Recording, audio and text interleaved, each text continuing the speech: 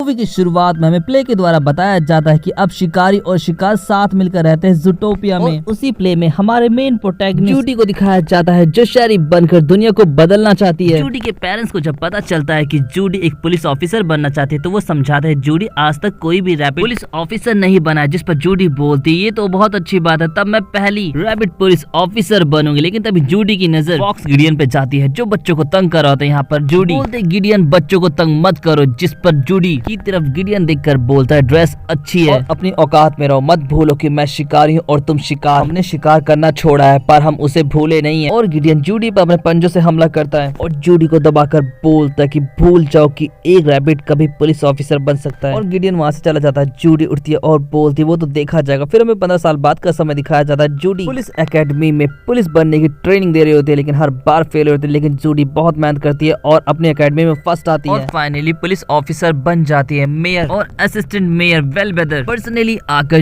Judy को congratulation देते। इसके साथ ही वो ज़ूटोपिया जूडी की पोस्टिंग कर देते। इसके बाद जूडी अगले ही दिन अपनी फैमिली से मिलने के बाद ज़ूटोपिया के लिए निकल जाती है। ये सब जूडी के लिए सपने के जैसा होता है। जूडी इतनी खुश होती है कि रात में उसे नींद नहीं आती। वो सुबह सुबह उठकर ऑफिस पहुंच जाते हैं जहाँ पर उसकी मुलाकात ऑफिसर से होती है और वो रास्ता पूछकर अटेंडेंस रूम में जाते हैं जहाँ पर पोगो सबकी अटेंडेंस लेने के बाद बताता है कि 14 शिकारी मैमल पोलर बियर से लेकर ऑटर तक गायब हो चुके हैं और मेयर के ऑफिस से बहुत प्रेशर आ रहा था, तुम सभी जाकर उन्हें ढूंढो। और जूडी तुम्हें काम दिया जाता चालान काटने का। जूडी बोलते 14 शिकारी गायब है, उनमें से एक को तो मैं ढूंढ ही सकती हूँ। पोगो बोलते बिल्कुल भी नहीं, तुम जाकर बस चालान काटो। जूडी अपना काम कर रही होती है तब उसकी नजर एक फॉक्स पे जाती है और जूडी को शक होता है। जूडी जब उसका पीछा करती है तो वो एक आइसक्रीम शॉप पे जाता है एलिफेंट की होती है। एलिफेंट उस फॉक्स को आइसक्रीम देने से मना कर रहा होता है। यहाँ पर वो फॉक्स बोलता है कि आज मेरे बेटे का जन्मदिन है तो प्लीज एक आइसक्रीम स्कूप दे दो, और वो एलिफेंट फिर भी मना कर देता है। यहाँ पर जूडी को ये बात बुरी लगती है जिस पर जूडी साइड लेते हुए बोलती है एलिफेंट तुम अपना प्रोडक्ट जिसे चाहे बेच सकते हो लेकिन जिस तरीके से तुम बना रहे हो वो बिल्कुल अनहाइजीनिक है, इसके लिए मैं तुम पर केस कर सकती हूँ, लेकिन अगर तुम इसे आइसक्रीम दे दो तो मैं ऐसा कुछ नहीं करूंगी। जिस पर एलिफेंट राजी हो जाता है। यहाँ पर फॉक्स जब जेब चेक करता है तो उसे पता चलता है उसकी जेब में पैसे नहीं है तो जूडी अपने पैसे से बेबी फॉक्स को आइसक्रीम दिलाती है। फॉक्स बताता है कि मेरा नाम निक है। यहाँ पर निक से मिलने के बाद जूडी अपने काम पर वापस निकल जाती है और जूडी को काम करते हुए दोनों फॉक्स फिर से दिखते हैं। वो दोनों फॉक्स एलिफेंट की आइसक्रीम को छोटे छोटे आइसक्रीम में डिवाइड करते हैं और उन्हें अच्छे रेट पे सेल करते हैं और फिर प्रॉफिट को आपस में बांट लेते हैं। यहाँ पर हमें पता चलता है वो बाप बेटे नहीं बल्कि पार्टनर है। बेबी फॉक्स के जाते ही वहाँ पे जूडी पहुंचती है। इसे देखकर निक कहता है ओ मैं पकड़ा गया। निक बोलता है क्या वह चालान वाली बाई तुम मेरा पीछा क्यों कर रही हो। जूडी बोलते कि तुम्हें मुझे चूतिया बनाने के इल्जाम में गिरफ्तार किया जाता है। जिस पर निक बोलता है इसका कोई सबूत है कि मैंने तुम्हें पागल बनाया है। जूडी बोलती है हाँ बिल्कुल है। जिस पर निक बोलता है तो जाओ लेकर आओ। निक जूडी को सीमेंट में फंसा कर वहाँ से निकल जाता है। इसके बाद में जूडी को दिखाया जाता है जो उदास बैठी होती है तब उसके माँ बाप उसे कॉल करते हैं। जूडी के पेरेंट्स वीडियो कॉल पर जूडी कुछ चालान वाली बाई बना देखकर खुश हो जाता है और बोलते ये तो बहुत सेफ काम है। बोलती है बस एक दिन के लिए है और जूडी फोन काट देती है। अगले दिन जूडी जब उदास मन से चालान काट रही थी तब उसके सामने एक दुकान लूट जाती है और चोर उसके सामने ही भाग रहा था। यहाँ पर जूडी चोर का पीछा करना शुरू करती है लेकिन वो चोर गिनी पिग सिटी में घुस जाता है जहाँ पर छोटे छोटे घर होते हैं। वो चोर भागते हुए जूडी की तरफ डोनेट स्टैचू फेंकता है जो गिनी पिग को दबाने वाला था, लेकिन जूडी उसे सही समय पर पकड़ लेती है और उसी डोनेट से चोर को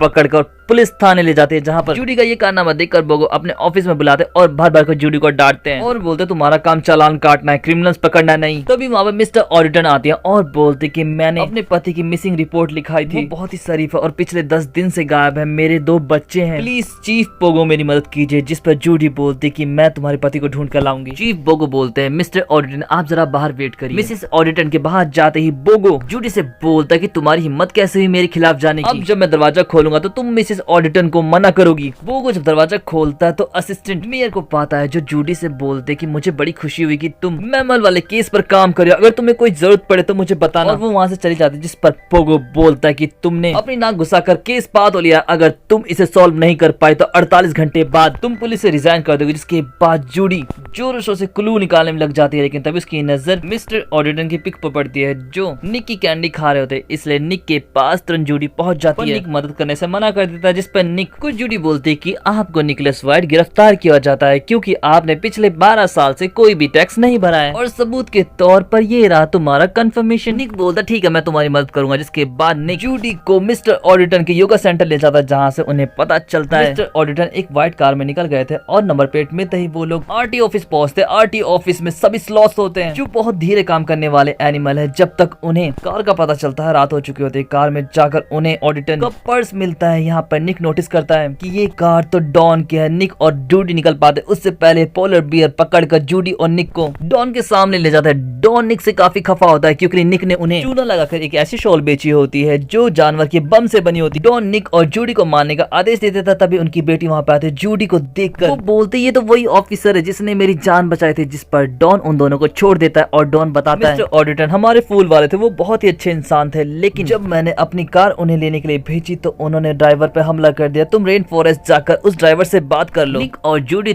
तुरंत ड्राइवर के पास पहुंचते। ड्राइवर बताता है कि ऑडिटन जानवर बन गया था, लेकिन बातों के बीच में ड्राइवर भी जंगली हो जाता है और निक और जूडी पर हमला कर देता है। यहाँ पर जूडी तुरंत स्टेशन कॉल लगाती है और उस पैंथर को बांध देती है, जिसके बाद जूडी पूरी पुलिस फोर्स को लेकर वहां पर पहुंचते हैं, लेकिन ब्लैक पैंथर गायब होता है। जूडी बोलती है कि वो जंगली हो गया था और हम पे हमला भी किया, जिस पर पोगो गुस्सा हो जाते और बोलते वो बहुत ही पुरानी बात है, जब जानवर जंगली हुआ करते थे, वो वक्त बीत चुका है और तुम्हारा वक्त भी, तो तुम मुझे अपना बैच वापस कर। निक जूडी का स्टैंड लेता है और बोलता है वो तुम्हें अपना बैच नहीं देगी क्योंकि अभी पूरे 10 घंटे बाकी है, और वो जूडी को लेकर वहां से निकल जाता है। बोलता है कभी भी दूसरों के सामने कमजोर मत पड़ना, बचपन में मैं भी छोटा और कमजोर हुआ करता था जिसका सबने बहुत फायदा उठाया, पर अब वक्त बदल चुका है। तभी उसकी नजर सीसीटीवी कैमरा पे जाती है। यहाँ पे जूडी को निक बताता कि हर जगह कैमरे लगे, अगर हमें इसकी फुटेज मिल जाए तो हम आराम से पता लगा सकते हैं कि जैगवर को कौन और कहां लेकर गया है। जूडी सिस्टम को एक्सेस करने के लिए वेलवेदर की मदद लेती है और जूडी को पता चल जाता है कि जैगवर को 2 हाउलिंग ब्रदर्स लेके गए। ट्रैफिक कैमरों ने पता चल जाता है कि वो लोग कहां लेके गए, इसलिए जूडी और निक चुपके से वहां पर घुस जाते हैं। यहाँ पर निक और जूडी